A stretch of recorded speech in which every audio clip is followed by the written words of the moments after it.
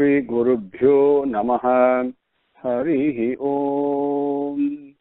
Sumukascha Yekadantascha Kapilo Gajakarnakaha Lambodharascha Vikato Vigna Rajo Vinayakaha Dhumaketurganadhyakshaha Palachandro Gajananaha Vakratundaha Surpakarno Herambaha Skandapurvadaha Shuklam Bharadharam Vishnum Safivarnam Chaturbhujam Prasannavadanam Dhyayet Sarva Vignopasantaye Yasyat Varadavaktradhya Parishadhya Parasatam Vigham Vighanti Satatam Vishvaksenam Tamasraye Guru Brahma Guru Vishnu Guru Devo Maheswaraha Guru Sakshat Parabrahma Tatmai Sri Gurave Namaha Rupaya Krishnaya Aklishtakarine Namo Vedanta Vedhyaya Gurave Buddhi Sakshine Krishna Dvaipaya Namjasam Sarvabhutahite Ratham Vedabchabhaskaram Bande Samadhi Nirayam Munim Sahasramurte Purushottamasya Sahasranetranana Padabahoho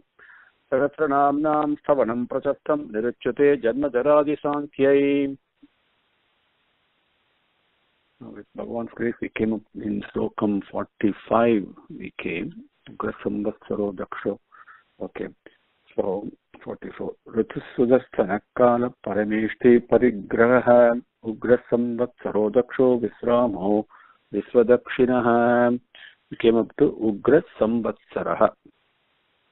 Okay. Then, the Ugrasamvatsaro Daksho Daksha is Visargam, Sargam, Visargam. There are two things. Sargam is a primary creation. When Bhagavan desired, Swami, the Prema desired to share Prema and give and receive Prema, give and receive Anandam. So that was Sargam, the first separation. From there, Visargam took place. Visargam means varieties, manifold of creation. So many varieties are that dynamic. When you really look at it, it is not one, it is not two, it is many, many and many more. And so many types, so many colors, so many shapes, it keeps on there. That is that aspect of his Dakshaha, who is grown, who is appearing in so many ways. That is Dakshaha. And not only that, there is the Dakshaha also means the aspect of Bhagavan who carries out things promptly. This is so important to understand. And when Rishigal also tells us that Subhasya Sigram is an important thing that we must always remember. Any action that comes to us is Bhagavan's action. We must carry it out as Hanuman did. We should not delay, you should not resist, you should not demur, you should not hesitate. You must immediately carry it out. In carrying it out, we must use our vivekam. And certain things must be done immediately, instantly. Certain things must be done, they may be with the appropriate time. Right? All those things, but still there is underlying all that. It is not urgency, but there is promptness. There is something that has to be done promptly, without delay. That promptness, that aspect of Bhagavan that manifests in us to do things promptly, that is Dakshaha, one who does everything promptly. And also, not urgently, not quickly, but in the most efficient manner. Everything that Bhagavan does, it doesn't seem to take any time at all. So that is aspect also is Dakshaha. So Ugra Samvatsaro Daksho Visramaha. Visramaha, we came up to that. Now we have Shad Urbis. Urbi means change. We have 6 changes. What are the 6 changes that we have? We have hunger, then hunger goes away. We have thirst, then the thirst goes away. We have worries, the worry that we are worried about, that goes away, but new worries come. That's also changing all the time. Then we are under delusion all the time. We know we are living in a world of illusion, and we know this is not, whatever we perceive, whatever we think, we know is not true, right? So that delusion, that illusion aspect is also, that will also keep on changing. What do I mean by that? Even your perception of things, even your perception of beings, perception and understanding of various happenings, they all keep changing, isn't it? So that is also one of the Shat Urbis, one of the 6 changes. Then we have old age, and we have finally disappearance. They call it death. So these 6 changes, these Shat Urbihal. Then we also have Maha Klesangal. Klesam means difficulty. The main difficulty, the main challenge that we all have is our ignorance. And that is called Maha Klesam. Then we also have Shad Vargas, the 6 enemies that we have. Right? Kamam, Krodam, Madham, Logam, Moham, Matsaryam. So the being pulled and pushed and hit by all these Shad-Urbis and our ignorance and the 6 enemies that we have, what kind of a life we are leading. So we get tired, isn't it? So there are difficulties. There's only so much that we can handle. So where do we put our head down and rest? Where can we have the Visramam? That is where Bhagavan is the place who actually gives us, while he's also conducting the Leela, as we get tired, just like where a child after playing and tired comes and puts its head on mother's lap or lies down in mother's lap and then rests a while. Like that, Bhagavan is a place for rest for us. He gives us Visramam, the resting place. Then all the things that we're being pulled and pushed is obviously because of the various actions that we do, the merits and demerits, and these are the waves, the actions and reactions that seem to be unending, and in between, we need a place to rest as we're struggling in the samsara sagaram. So that is Bhagavan. That is Visramaha. Issa Dakshinaha. Now, what is that is most, anything that we take in life, there's always somebody somewhere who is better in that particular skill than I am. Whether it is accumulation of wealth, somebody is always richer than me. Whether it is popularity, somebody is always more popular. Powerful, somebody is always more powerful. And whatever way you look at it, however much I study, however singing, speaking, doesn't matter. Whatever art it could be, somebody is always better. See, but Bhagavan is the best in all the fields. It's very important to understand. And let me narrate a very quick, again, this is Bhagavan divinity we're talking of. That's a unity, purity, divinity.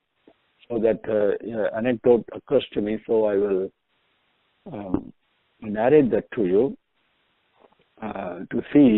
to give a glance into this Vista Dakshina, who's the best among the best. Whether even if you talk of purity, is even purer than that. Once the college students, in the early days, in Swami's college, as it was being built and all that, and the facilities, the gymnasium and all were not built at that time. So people were doing their exercises and bodybuilding outside on the road, lifting weights and the parallel bars and all that. And at that time, Swami's car happened to come by, so Swami stopped the car and got down and walked up to them. Immediately, all the boys were extremely happy to have Darshana Bhagavan and to have Sambhashan, and every minute, everybody is looking forward to that. And then Swami, in that discussion, he said, okay, do you want to arm wrestle with me? And immediately the boys were very happy. Remember, they were all wearing their, undershirt, bunions, and, building muscles and all that, right? That's what they were doing. And doing arm wrestling with Swami. Swami was very puny, hardly 4 feet tall and so thin and all that. And so the strongest boy the boys all liked it because that gives them 2 opportunities. One is to arm wrestling with Bhagavan. One is to defeat him. The second, of course, is to hold his hand. So these were great blessings. So among the boys, the strongest one, with the maximum muscles and all that, big bodybuilder. So they got down and he thought, what, Swami is so puny. So I want to just play this as long as I can. I'll just hold him and I won't win immediately. That way I can keep holding his hand for a long time. And so he held it and it went on for some time. And the other boys were getting edgy. They said, no, they also wanted a chance to hold Bhagavan's hand. So they came and whispered this boy's ears. They come on, it's enough. You've had your turn. Let's have our turn too. Come on, put Swami's hand down so that we can have our turn. Now this boy, who was the strongest among them, what he was actually experiencing was, while he was holding Swami's hand with a certain strength, that exactly the position was being held. As he increased his strength to push Swami's hand strength also increased. So very soon, the more strength that they applied, the more strength Swami's hand happened to have. So now this boy was in a quandary. What he thought he was going to play with Swami, now he realized that Swami was actually playing with him. So when these boys whispered in his ears, come on, push Swami's down hand so we can all sit. That's what I'm trying to do, but I'm not able to do it. And then Swami very smilingly to all the other boys, oh, you also want to come and join? Come. So put your hand over the other boy's hands, and that way, one second boy held his hand, and third and fourth. So four boys against Swami's little tiny hand. And so they still couldn't move Swami's hand. And then Swami pushed all of them down. So Swami won. And then they said, Swami, no, Swami. And then Swami asked him, did you have your breakfast or not? He was kidding with them. Swami, this is not fair. You applied your divine power and you won over us. And then Swami gave a beautiful lesson, which is what I wanted to share with you. He said, asked them, do you think the divine power is so cheap that it should be used for an arm wrestling contest? No. That is purity. Purity is what? The purity is very strong. Purity is the edge of divinity. That's why Pavitram, Pavitranam, we say. That is Visva Dakshinaha. That is something that is any aspect you take that is not even at the outer limit, at the edge of what Bhagavan is. Any aspect you take. Even love we take, we try and love someone that doesn't even come in the right, even at the edge of Bhagavan's love. That is Visva Dakshinaha. Then also Visva Dakshinaha also means for Bhagavan there is no good or bad. There is no good man, there is no bad man. There is no evil man, there is no saint. Everybody is the impartiality that is incredible. But so whoever it is that Bhagavan does only benefit to them. Only that is the nature of prema. Those days the people used to make prasadam and bring for Swami. And early stages, everybody was against Swami, even the villagers, town people, and they used to throw stones at people who go to have Swami's darshan. Why are you going there? So much things were there. And nobody likes it. When the real goodness comes, there's lots of opposition to it. The same way Jesus was crucified. And that is seems to be the nature of humanity. Because a bad person, an evil, cannot stand good. That's the nature of evil. So one of those people, one of those ladies, in those days, prasadam, people used to bring prasadam, and Swami used to distribute it among people. And this lady made vadai, and she poisoned the vadai because she wanted to kill Swami. And That particular time when she brought that, and Swami said, no, don't distribute that. So distributed all the other prasadams. And then he took the vadai inside the room. And then he had the vadai. And he called the lady also inside. And right in front of her, he had the vadai. Nothing happened to him. The lady was wonderstruck. When Swami spoke to her so lovingly, didn't even mind the fact that she had tried to poison him was not even a factor. That is Vishwa Dakshinaha. Bhagavan, whether you praise him or whether you deride him, doesn't really matter. He's equally loving and does only kshemam to everyone. That's why Sankara, we say, that one who does only kshemam to everyone, to only bliss to everyone. Because that's the nature of love. Love doesn't know, prema doesn't know anything else. It knows only how to love, that's all. So that is Vishwa Dakshinaha. And the other thing is, I think this is where we came up to last time, so I'm repeating myself, I can see now, is Parasara Avataram. What does Bhagavan do? Every avataram he comes, he conquers, he destroys the evil and removes the people with evil tendencies, and then all the kingdom that he wins, he doesn't keep it for himself at all. He gives it away to Brahmanas, people who are God-bound and godly bound. How much dhanam that Krishna and Rama and all of them, Parasurama, we all know, conquered the whole land, the whole bhumi was conquered by him, by winning over all the Kshatriyas. What did he do? He gave everything as dhanam to Agastya and he went away to Himalayas. He didn't even have an inch of place to stay, so to speak. So that aspect of is also Vishwa Dakshinaha, Vistaraha. The support for the whole universe, the prapancha, even look at it physically, I always wonder, what is it that is support? We all know there are lots of globes floating around, and not floating around, hurtling at tremendous speed in the universe. So scientifically, we have a picture of that, even though none of us has really seen it, right? We have all these drawings, and so we have a picture from that, right, an image. But they're all moving around at tremendous speed. We know everything is moving around, right? Where is the support for all this? That I'm amazed at this. Now, the moment we think of Earth, we say, okay, there is the center of gravity and center of the Earth and all that. Okay, we have some idea of what's happening, but that's only one element. But look at the whole prapancham. Then that is on a gross level.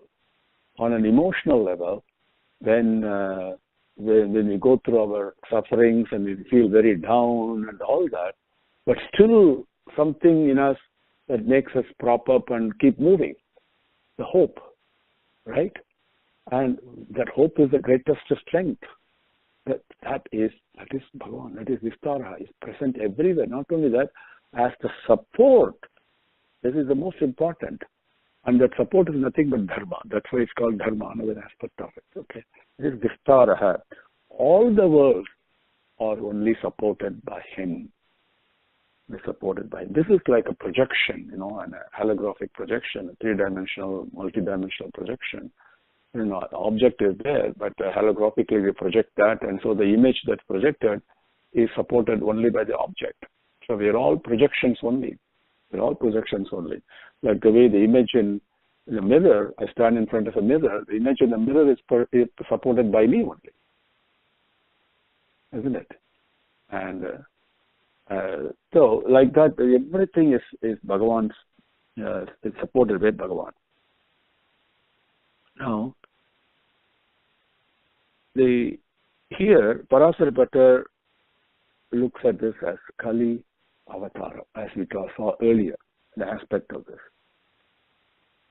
The Kali Yugam has to be, the support also means not just a physical support of life force we have, resources that have been granted, that we are blessed with in order for us to live, right? And the abilities and the imagining, thinking ability, buddhi, so many ways that are being supported. It is not only that. It is not only the mental support and the emotional support, but also spiritual support, not the gross support, physical support, whatever. But more than that, it's also the supporter of time itself. Because Kali Yugam has to come and then it has to disappear, and then Krita Yugam has to come after that. At that time, this is where the Kalki Avataram that he is talking about. Because and the way both, as Swami says, for Avataram to manifest, Bhagavan to manifest himself, it is not enough if only goodness is present. Goodness has to be present. Also, the evil also has to be present in equal amount, if not more. He needs both in order for the Avataram to be present. So, as the Kali Yugam, the divine design is, yes, the nature and the quality of Kali Yugam is such that Kalaka Yugam, the kind of things we are seeing today will definitely happen. That is the nature, that is the divine design. The more and more of that happens, that only means that we are getting closer and closer to the end of Kali Yugam. Then Krita Yugam, where the Dharmam will be much more prominent. More people on a regular basis, on an individual basis, will be dharmic bound. The Dharma never declines. Dharma never changes. So when this Bhagavatam description of Dharmam stands on one leg and 3 legs and 4 legs and all that, and Dharma Samsthapanartha doesn't mean that Dharma has declined or destroyed and it has to be re-established. No, nothing like that. Dharma is always there. Only thing is, it is not manifested as widely and strongly. And how is it manifested? Only by the conduct of human beings, not by conduct of anything else. All the other creation, they're always following the Dharma completely. Right from a speck of sand to a snake slithering away, to an earthworm, to a plant, to a tree, everything follows that Dharma. And mountains or whatever. The only thing is, human beings are the ones who don't. So, on an individual basis, when more human beings follow Dharma, then Dharma is manifested. Then the nature is in equilibrium, rains come on time, the environment is protected, so many other things that we talk of, okay? Everybody is happy and all that. Everybody's well-being is well-being taken care of. But when fewer and fewer people follow dharmic conduct, that is what the various yugas are. That's what we mean by Bhagavan has to come and show us the way.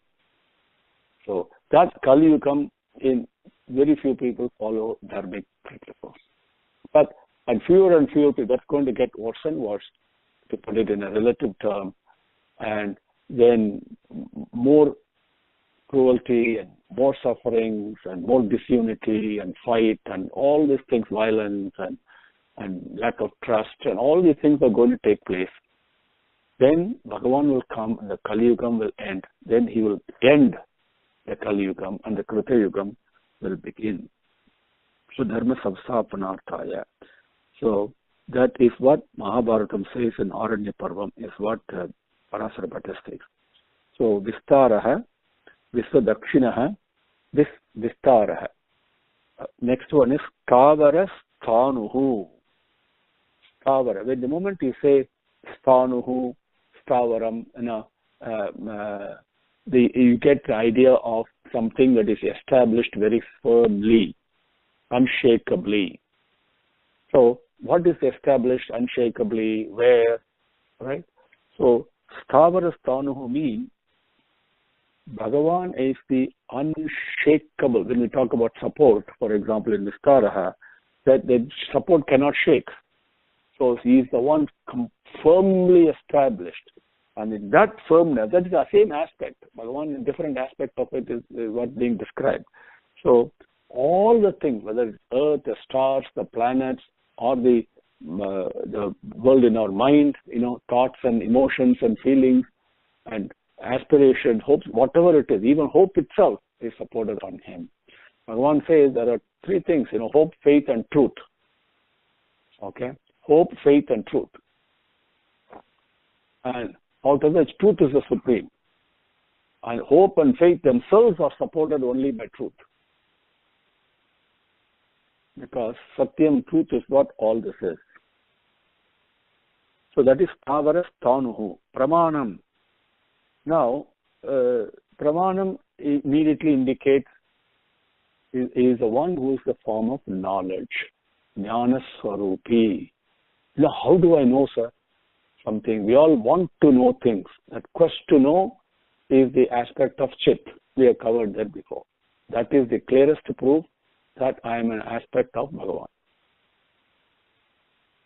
But how does the knowledge is what is already in man, is what Vivekananda said, something that reveals from within. It doesn't come from outside. So what is that form of knowledge? It comes in different levels, as different petals or different layers are being removed. Like onion, peeling onion, one layer after another, immediately more and more knowledge comes. And then finally, as Mutta said, now you completely remove all the peel of onion, what is left? Nothing. It also used like that, Sunyam. That is what Pujyam. That is what final. There's really nothing there. It's only Prema. And Prema is formless, right? But that knowledge, as layer of knowledge gets revealed progressively, that Jnana Swarupi, at each stage that Bhagavan shines as the form of knowledge itself. Now, Pratyaksha Pramanam is there, then we can infer things, right? As a classic example, when there is smoke, there must be fire there. This is what we infer, even though we don't see the fire. And we say Pratyaksha Pramana means something that I experience. I touch fire, immediately I get burnt. I know it is Pratyaksha. That is knowledge.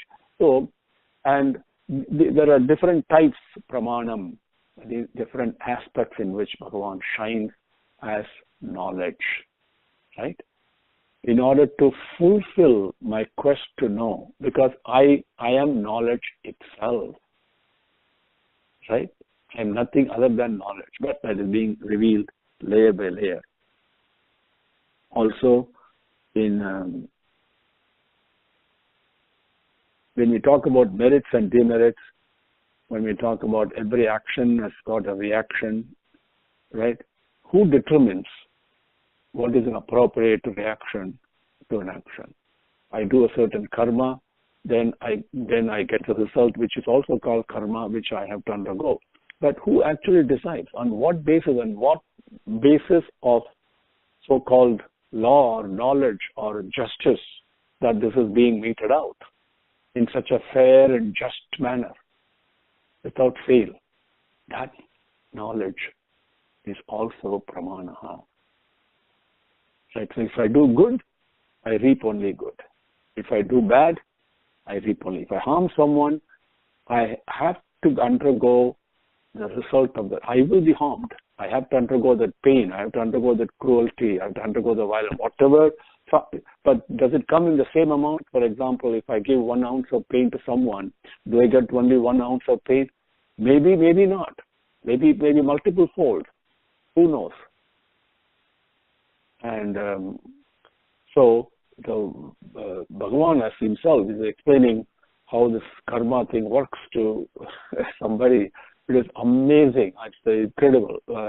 It doesn't work in a linear or any of the algorithms, the equations that we know, or exponentially or logarithmic or anything like that. Bhagavan, he says, no, God doesn't operate that way, he says. So when you hurt someone, how that is paid back, in a sense of how I have to pay back in order for me to improve myself, is something that is indescribable. But that pramanam, that is knowledge. Now, bijam avyayam, staraha stavaras tanuhu, pramanam, bijam avyayam. Now, there are 2 words there, you can take it together also. Avyayam, bijam. In Sanskritam, and our rishis have given very beautifully the aspects of Bhagavan that is present, so beautifully they give. So when you plant a seed, for example, okay, then a sapling comes. Where does a sapling come from? Then you say come from the seed. Okay, seed is gross. Okay, it comes from the seed. Okay, let me break open the seed. There is nothing there. Really nothing. So where did the plant come from? Now, the aspect of that life force that is present, that is Bijam, is a constituent element. You want to call it DNA or whatever, so. But then there is another Sanskrit word that describes even more fundamental than that. Where does the Bijam get its life force? Where is the aspect of the seed that gives life grows into a sapling? What happens there? That is called Yonihi. That is Bhagavan. So all are Bhagavan actually. Yonihi, Bijam, Avyayam. The moment Avyayam means you can't imagine, you can't understand. It is beyond the ability to conceive. Right? And so the Bijam, Avyayam, it can be taken as Bijam as separate and Avyayam as separate. But Sankara Bhashyam has taken it together, Bijam, Avyayam. And he says, the beauty is, when even if we take our gross form, each one of us is born, we talk about human beings, in the mother's womb we are born. But how come, then whoever is born, that grows and then that disappears. But next time the baby is born, it is born exactly the same way. So it may appear different, that is different forms, but the process of creation doesn't change. And there is no difference. That aspect is Bijam Avyayam. You understand? And so the other thing is, whatever happens, however much cruelty takes place, adharmam takes place, but the basic support that, as we saw earlier, the Vistaraha and the Pramanam, the basic support that is there, that doesn't change. It doesn't matter how much, whatever you do, however adharmam it is, so many things get destroyed, but still it comes back up. Bijam Avyayam. You understand? That aspect of in Prapancham is Avyayam Bijam. Okay? Rutu Sudartana Kala Parameshti Parigraha Ugratam Vatsaro Daksho Visramo Visvadakshinaha Vistarasthavarasthanur Pramanam Bijamavyayam. Om Shri Gurubhyo Namaha. Harihi Om. Samastalokaha Sukhino Bhavantu. Samastalokaha Sukhino Bhavantu. Samastalokaha Sukhino Bhavantu. Om Santi Santi Santi. Harihi Om.